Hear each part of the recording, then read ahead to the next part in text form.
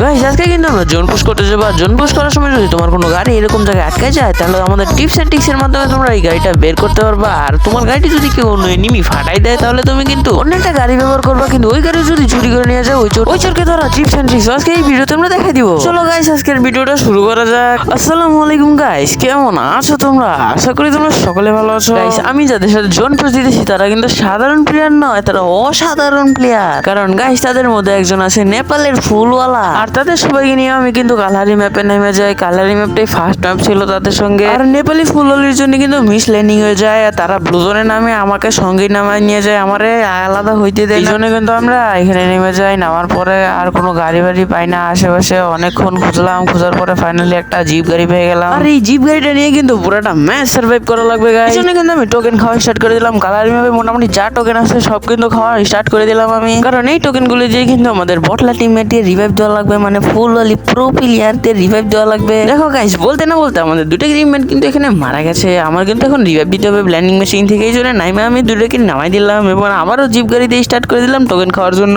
Guys আমি কিন্তু pro zone বসার না, যার কারণে কিন্তু অনেক বেশি টোকেন টাচ করতে পারিনি এখানে। গাইস এখানে আমি টোকেন টাচ করতে করতে দেখি আমার টিমমেট একটা মরে গেছে। ওকে রিভাইভ দেওয়ার জন্য দেখো আমি গেম স্টাইলে মেরে যাই। গাইস এই ক্লিপটা তোমরা ব্যাকগ্রাউন্ড মিউজিকের সাথে এনজয় করো।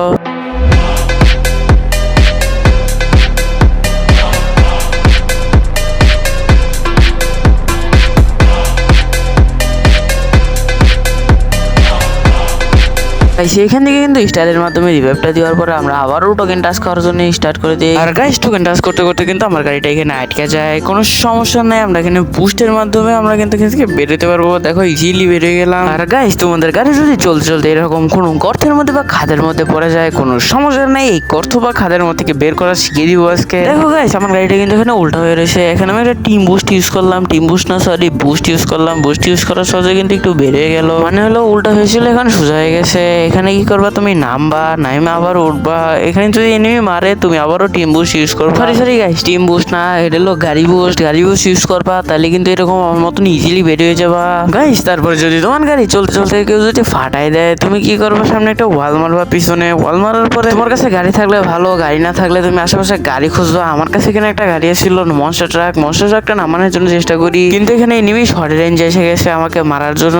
ওর সাথে আমি ওখানে কোন ধরে হাইড এন্ড সি খেললাম, কিন্তু লাস্ট পর্যন্ত আমার গাড়িটা নিয়ে ভেঙে গেল। দেখো আমার মনস্টার ট্রাকটা নেওয়ার জন্য আমি ওর পিছনে অনেকক্ষণ ধরে এলাম, ধরে কোনো লাভ হলো না। পিছন দিক দিয়েও মারতেছে, সামনে দিয়েও মারতেছে। সেখানে আমি হিল করে কভারে যাওয়ার চেষ্টা করছিলাম, কিন্তু এখানে থার্ড পার্টি হয়ে শিকার হয়ে মারা যায় এখানে। তারই সাথে কিন্তু আমরা #2 এই ম্যাচটা মারা যায় গাইস। নেক্সট ম্যাচে চলে আসলাম। এই ম্যাচটা কিন্তু প্রগতির ম্যাপে পড়ছে, বিশাল বড় একটা ম্যাপ। এখানে গাড়ি পাওয়া একটা মুশকিল ব্যাপার। এই জন্য কিন্তু গাইস আমি নামার পরে আশেপাশে কোনো প্রকারের গাড়ি দেখতে পাই না। অনেকক্ষণ খোঁজাখুঁজি করার পরে একটা ঘোড়া দেখতে পাই গাইস। এই ঘোড়া দিয়ে কিন্তু আমরা জোন পুশ দিতে পারবো না, কারণ ঘোড়ার মধ্যে থাকলে কিন্তু আমরা ড্যামেজ পাবো, এনিমি খুব সহজেই আমাদের মেরে দিবে। এই জন্য আমাদের কিন্তু একটা লাগবে গাড়ি। এই জন্য আমি এই গাড়িটা নিয়ে নিলাম। এই গাড়িটা দিয়ে কতক্ষণ ঘোরাঘুরি করার পরে কিন্তু আমি একটা বাইক পেয়ে যাই। আর বাইক দিয়ে জোন পুশ দিতে কিন্তু অনেক সুবিধা গাইস। যে কোনো জায়গা থেকে চিপাচুপি থেকে টোকেন টাচ করা যায় খুব সহজে। ম্যাপটা যেহেতু একটু বড়, টোকেন টাচ করতে একটু সময় লাগবে, কারণ অনেক টোকেন আছে আশেপাশে, যেগুলি টোকেন আমি টাচ করতে পারবো না। ওই টোকেনগুলি যদি টাচ করতে চাই তাহলে কিন্তু আমি জোনেই মরে যাবো। এই জন্য সব টোকেন আমি খেতে পারবো না এই ম্যাপের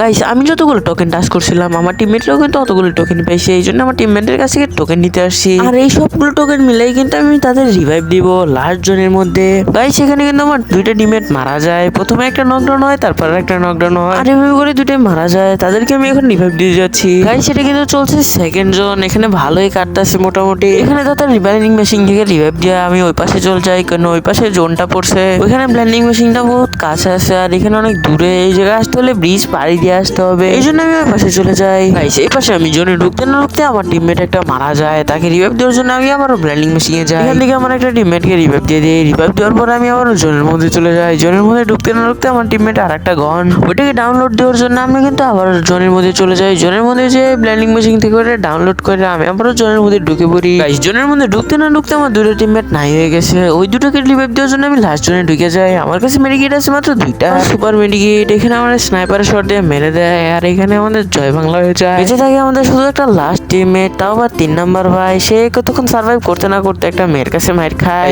তার সাথে আমাদের টিমে #3 ওয়াইপ আউট হয়ে যায় গাইস। আজকের মতন এখানে বিদায় নিচ্ছি, দেখা হবে কারণ নেক্সট কোনো ভিডিওতে। এই পর্যন্ত সবাই ভালো থাকো, সুস্থ থাকো, কারণ সবাইকে ভালো রাখো। আল্লাহ হাফেজ সবাইকে।